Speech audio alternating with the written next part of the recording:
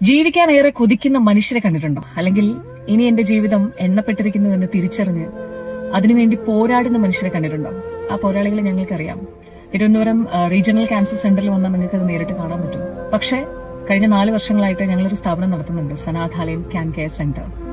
സൗജന്യമായിട്ട് ഈ ട്രീറ്റ്മെന്റ് ടൈമിൽ ഭക്ഷണവും താമസവും ഒക്കെ ഒരുക്കിയാണ് ഞങ്ങളത് കൊടുക്കുന്നത്. അതുകൊണ്ട് തന്നെ 800-ലധികം മനുഷ്യരെ നേരിട്ട് കാണാനും അവരോടൊപ്പം ജീവിക്കാനും ഒക്കെ സാധിച്ചിട്ടുണ്ട്. അവരുടെയൊക്കെ കണ്ണുകൾ തിളങ്ങും.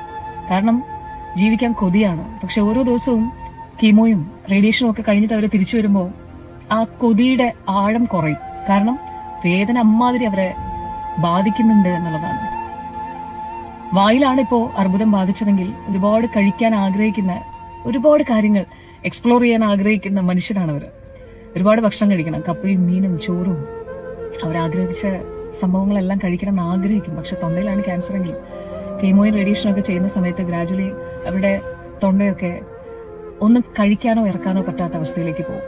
ഒപ്പം തന്നെ ഇവിടുത്തെ സ്കിന്നുകളൊക്കെ ഒരുപാട് കറുത്ത് അത് ഇളകി വരുന്ന ഒരു അവസ്ഥയിലേക്ക് പോകും. പിന്നീട് ട്യൂബ് മൂക്കിലൂടെ ഇട്ട് അതിലൂടെയായിരിക്കും ലിക്വിഡ് ആയിട്ടുള്ള ഫുഡ് അവർക്ക് കഴിക്കാൻ പറ്റുന്നത്.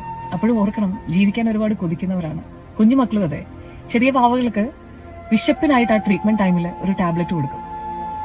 അത് കഴിക്കുന്ന സമയത്ത് അവർക്ക് വിശപ്പായിരിക്കും. അവരുടെ അപ്പനും അമ്മയൊക്കെ അങ്ങോട്ടും ഇങ്ങോട്ടും ഓടുന്നതാണ്. കാരണം എന്ത് കൊടുത്താൽ കുഞ്ഞിന് മതിയാകും എന്നതുകൊണ്ട്. ഒരു സുപ്രഭാതത്തിൽ ആ ടാബ്ലറ്റ് നിൽക്കുമ്പോൾ നമ്മൾ കണ്ടിരുന്ന ആ കുഞ്ഞിന്റെ രൂപം നേരെ തിരിച്ചാവും.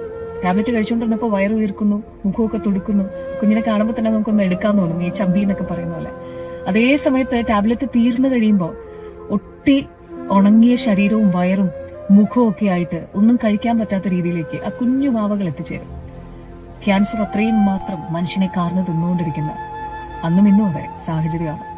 വീണ്ടും പറയുന്നു, ചെറിയ പ്രശ്നങ്ങൾ വരുമ്പോൾ പോലും ജീവിതം അവസാനിപ്പിക്കണം, എന്റെ ജീവിതം കഴിഞ്ഞു എന്ന് വിചാരിക്കുന്ന ആരോഗ്യവാന്മാരായിട്ടുള്ള മനുഷ്യരെ നിങ്ങളോടാണ്. നിങ്ങൾക്ക് കിട്ടിയിരിക്കുന്ന ഏറ്റവും വലിയൊരു വരമാണ് ഈ ഒരു ലൈഫ് എന്ന് പറയുന്നത്.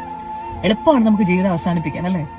എന്തെങ്കിലുമൊക്കെ ചെയ്ത് നമുക്ക് കാട്ടിക്കൂട്ടി നമ്മുടെ ജീവിതം അവസാനിപ്പിക്കാം. പക്ഷെ മറു സൈഡിൽ ജീവിക്കണമെന്ന് ആഗ്രഹിക്കുന്ന, പ്രിയപ്പെട്ടവരോടൊപ്പം ഇനിയും ഒരുപാട് കാലം എനിക്ക് മുന്നോട്ട് പോകണമെന്ന് ആഗ്രഹിക്കുന്ന ഒരുപാട് മനുഷ്യരുണ്ട്. ഈ ട്രീറ്റ്മെന്റിലൂടെ കടന്നു പോകുമ്പോൾ മറ്റൊരു പ്രശ്നം എന്ന് പറയുന്നത്, ആദ്യം അവരുടെ മുടി കൊഴിഞ്ഞു തുടങ്ങും, പിന്നീട് അവരുടെ ശരീരം ക്ഷീണിച്ചു തുടങ്ങും, പിന്നെ അവരുടെ കണ്ണെത്തുന്നിടത്ത് മനസ്സെത്തുന്നില്ല, മനസ്സെത്തുന്നിടത്ത് ശരീരം എത്തുന്നില്ല എന്നൊരവസ്ഥയാണ്. കട്ടിലിൽ നിന്ന് എഴുന്നേൽക്കാൻ പോലും പറ്റാത്ത അവസ്ഥയിലേക്ക് കടന്നു പോകും. അവരെ പോലെ തന്നെ അവരുടെ പ്രിയപ്പെട്ടവർ ഒരുപാട് സങ്കടപ്പെടുന്ന ദിവസങ്ങളും നിമിഷങ്ങളുമാണ് ശേഷമെന്ന് പറയുന്നത്. ഒരിക്കൽ കൂടി ഓർമ്മപ്പെടുത്തട്ടെ, ജീവിക്കണമെന്ന് ആഗ്രഹിക്കുന്ന ക്യാൻസർ പേഷ്യൻസിനെ നേരിട്ട് കാണുകയും അവരോടൊപ്പം ജീവിക്കുകയും ചെയ്യുന്നത് കൊണ്ടാണ് എനിക്കിത് പറയാനാവുന്നത്. ജീവിതം ഒന്നേ ഉള്ളൂ. ആരോഗ്യത്തോടെ സന്തോഷത്തോടെ ജീവിതം ജീവിച്ചു തീർക്കാൻ സാധിക്കുമെങ്കിൽ അതാണ് ഏറ്റവും വലിയ പ്രപഞ്ചത്തിലെ സന്തോഷം എന്ന് പറയുന്നത്. മറ്റെല്ലാം നമുക്ക് ഉണ്ടാക്കാം, ആരോഗ്യം ഉണ്ടാക്കാനാവില്ല. അതുകൊണ്ട് അത് ആഗ്രഹിക്കുന്ന ഒരുപാട് പേര് ഇന്ന് ജീവിതത്തോട് പൊരുതിക്കൊണ്ടിരിക്കുകയാണ്, അല്ലെങ്കിൽ പോരാടിക്കൊണ്ടിരിക്കുകയാണ്. യുദ്ധഭൂമിയിലാണ് അവര് എന്നുള്ളത് മറക്കാതിരിക്കുക. അവർക്ക് വേണ്ടിയും പ്രാർത്ഥിക്കാം. നിങ്ങളുടെ ലൈഫ് ആരോഗ്യത്തോടെ മുന്നോട്ട് പോകാൻ എന്തൊക്കെ ചെയ്യാമോ അതൊക്കെ ചെയ്യും. സന്തോഷമായിട്ടിരിക്കും. ഈ മൊമെന്റിൽ, ഈ പ്രസന്റ് മൊമെന്റിൽ ജീവിക്കാൻ ശ്രമിക്കണം കേട്ടോ. അവരും ജീവിക്കുന്നു എന്ന് മാത്രം.